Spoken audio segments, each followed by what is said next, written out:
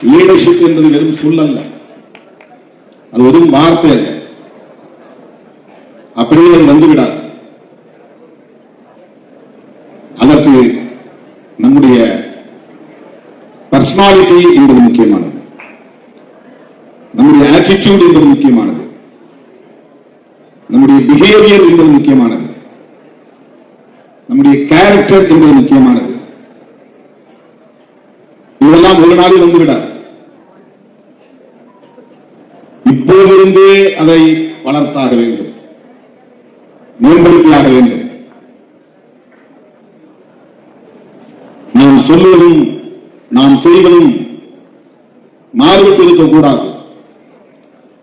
மாறுபட்டால் நம்பகத்தன்மையை இழந்துவிடும். நம்பகத்தன்மையை இழந்தால் தலைவராக நீடிக்க முடியாது. கிரெடிபிலிட்டி